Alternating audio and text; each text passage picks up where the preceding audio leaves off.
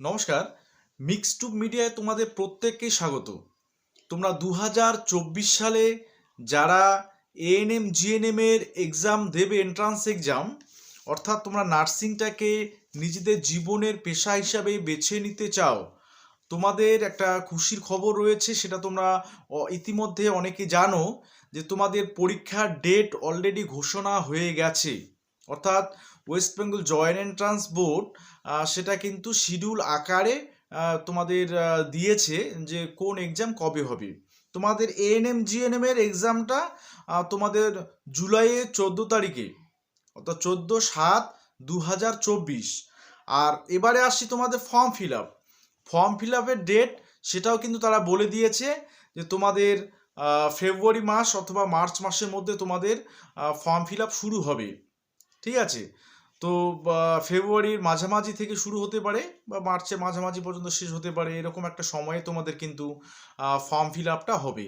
তো এখন মেইন তোমাদের কথা হচ্ছে, তোমরা যারা প্রিপারেশান নিচ্ছ, তোমরা কেমন প্রিপারেশান নিচ্ছ, তুমি কোন কোর্সটাকে আগে নেবে বা কোন কোর্সটাতে অ্যাডমিশন হতে চাও, সেটার উপর কিন্তু তোমাদের ডিপেন্ড করছে তোমাদের পড়াশোনার মানটা। দেখো, অনেকেই এর আগে একটা ভিডিওতে অনেকেই বলেছিলে তোমরা এএনএমটা নিতে চাও। আমি এএনএম বিষয়ে তোমাদের কিছু কথা বলি, তারপরে জিএনএম বিষয়ে বলছি। দেখো, বিগত বছরে যে অভিজ্ঞতা, বিগত বছরের যে কাট অফ মার্কস বা বিগত বছরের যে জিএমআর এর যে কাট অফটা ছিল, সেটা দেখে বা সেটা বিচার বিশ্লেষণ করে যেটা দেখা যাচ্ছে যে এএনএম এ চান্স পেতে গেলে তোমাকে কিন্তু একটা হাই স্কোর করতে হবে। এবার অনেকে তোমরা হয়তো বলবে যে স্যার কত মার্কস পেলে হবে। দেখো, তোমাদের যেহেতু এখনো এক্সামটা হয়নি, এক্সামটা হতে এখনো দেরি আছে, তোমাদের এখনো হাতে প্রায় 5 থেকে 6 মাসের মতো রয়েছে। তো এক্সামের কোশ্চেন প্যাটার্ন, সেই সঙ্গে তোমাদের ক্যান্ডিডেটের সংখ্যা ইত্যাদি দেখে কিন্তু কাট অফসগুলো দেওয়া হয়। তো যেহেতু এক্সামটা এখনো হয়নি, তো এই মুহূর্তে আমি ওই বিষয়টাতে যাচ্ছি না। আমি জাস্ট তোমাদের যে বিষয়টা বোঝাবো সেটা হচ্ছে কিভাবে তোমরা বাড়িতে বসে বা কোচিং ছাড়াই তোমরা একটা সিট এএনএম এর জন্য হোক বা জিএনএম এর জন্য হোক, তোমরা সরকারি সিট একটা পাও, সেই বিষয়টাতে আজকে আমি এই ভিডিওতে জোর দেব। দেখো, প্রথম কথা, কার্ড অফ যাই আসুক না কেন বা যাই হবে না কেন, তোমাদের সবসময় খেয়াল রাখতে হবে আমার পরীক্ষাটা যাতে ভালো হয়। তাহলে পরীক্ষা ভালো দিতে গেলে সবার প্রথমে তোমাদের ভালো মতো পড়াশোনা করতে হবে। তোমরা সিলেবাসটা অনেকেই জানো, যারা জানো না তাদের বলছি, তোমাদের বায়োলজি থাকছে, তোমাদের ফিজিক্যাল সায়েন্স, ম্যাথমেটিক্স, ইংরেজি, জিআই, জিকে, ঠিক আছে? এই বিষয়গুলো তোমাদের নার্সিংয়ে কিন্তু থাকে। তো সিলেবাস পরিবর্তন হবে কি না সেটা কিন্তু এই মুহূর্তে বলা যাচ্ছে না। যদি পরিবর্তন হয় কোনো কিছুতে, তাহলে অবশ্যই সেটা তোমরা তার আপডেটটা পাবে। তো এই যে বিষয়গুলো আছে তার মধ্যে সবথেকে বেশি নম্বর রয়েছে কিন্তু বায়োলজিতে। এবার বায়োলজিতে তোমরা যারা বিশেষ করে সায়েন্সের ক্যান্ডিডেট রয়েছো, অর্থাৎ সায়েন্স নিয়ে পড়াশোনা করেছো, তোমাদের কিন্তু বায়োলজিতে একটা প্রাথমিক ধারণাটা কিন্তু ভালো রয়েছে। তো তোমাদের বায়োলজি বা ফিজিক্যাল সায়েন্সের যে সিলেবাস সেটা হচ্ছে মাধ্যমিক স্ট্যান্ডার্ড। তো সেক্ষেত্রে দাঁড়িয়ে তোমাদের যারা সায়েন্সের ক্যান্ডিডেট, তোমাদের কিন্তু একটা বিশেষ অসুবিধা হওয়ার কথা নয়।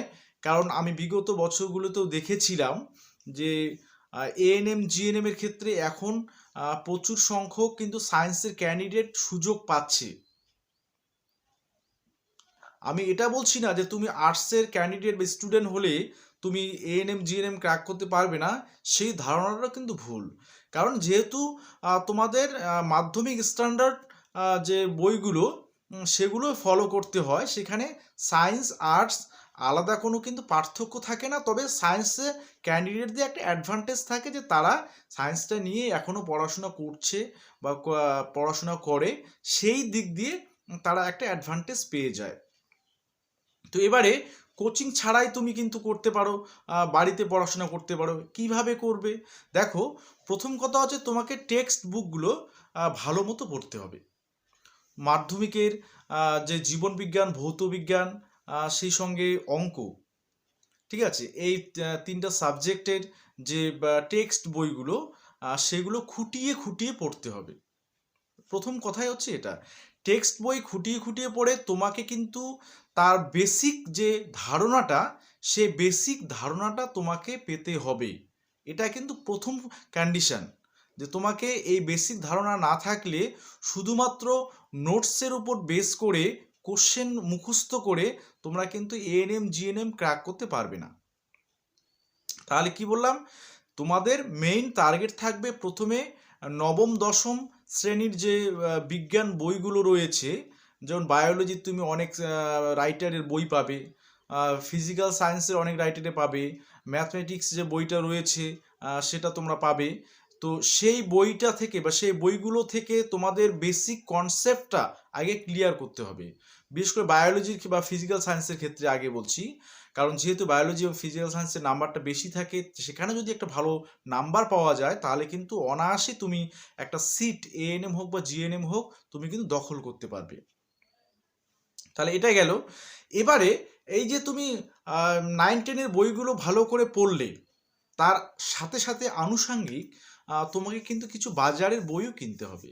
যেমন সাতরা পাবলিকেশনের বই রয়েছে, আরও অন্যান্য অনেক টার্গেট বা অন্যান্য অনেক রাইটারের তোমাদের যে রেফারেন্স টাইপ, অর্থাৎ কোশ্চেন প্লাস উত্তর, সেই বইগুলো তখন কিন্তু ভালো করে পড়তে হবে।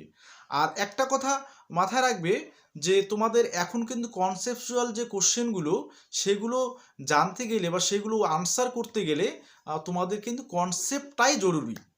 তাই কনসেপ্টটাকে ক্লিয়ার করো, কনসেপ্টগুলো ক্লিয়ার করার পরেই তারপরে যে বাজারে যে সমস্ত বই, অর্থাৎ তোমাদের বিভিন্ন ধরনের রাইটারের কিন্তু এএনএম জিএনএম এর বই পাওয়া যায়, সেই বইগুলো তারপরে কিন্তু দেখবে।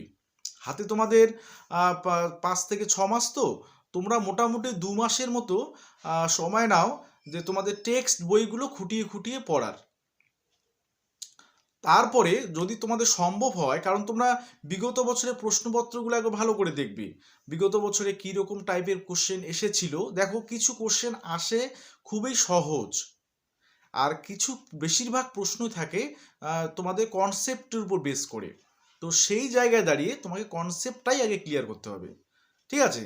আচ্ছা, তাহলে সাঁতরা পাবলিকেশনের বিভিন্ন বই, সাঁতরা পাবলিকেশনের বই রয়েছে, আরও অন্যান্য অনেক পাবলিকেশন রয়েছে। এরপরে তোমাদের মক টেস্ট, যেটা খুবই বা অত্যন্ত জরুরি। তুমি বাড়িতে বসে যদি তুমি কোনো কোচিং না নাও, তাহলে তুমি নিজে নিজে মক টেস্ট দেবে, নিজে মক টেস্ট দিয়ে নিজেকে যাচাই করবে। তুমি মক টেস্ট দেবে, তুমি খাতায় ভেরিফাই করবে, তোমার আনসারগুলো ভেরিফাই করবে যে কোনগুলো ঠিক হলো, কোনগুলো হলো না, ঠিক আছে? তো এই বিষয়গুলো কিন্তু তোমাকে নিজেই করতে হবে, কারণ দেখো, এটা কিন্তু একটা সংগ্রাম। তোমাকে সংগ্রাম করে এগিয়ে যেতে হবে, কারণ জীবনটাই আমাদের সংগ্রাম করে এগিয়ে চলতে হয়। তোমরা এএনএম জিএনএম এ চান্স পেতে চাইলে, বা এএনএম জিএনএম এ একটা সিট পেতে গেলে তোমাকে নিজেকে কিন্তু অনেকটা খাটতে হবে, যেটা যারা খাটাখাটনিটা ভালো করে, অর্থাৎ ভালো মতো পড়াশোনা করে, তারা কিন্তু অনায়াসেই একটা সিট পেয়ে যায়। কারণ বিগত বছরগুলো থেকে আমরা এই জিনিসটাই আমরা দেখতে পাচ্ছি। অনেক ক্যান্ডিডেট আছে, তোমরা আর্টসেরও হতে পারো, আর্টসের ক্যান্ডিডেট হয়েও তোমরা কিন্তু ভালো একটা কলেজে, সরকারি কলেজে চান্স পেয়েছো, প্রচুর এরকম উদাহরণ আছে, ঠিক আছে? তো সেক্ষেত্রে ঘাবড়ানো কিছু নেই, তোমরা পড়াশোনা একদম জোর কদমে শুরু করো।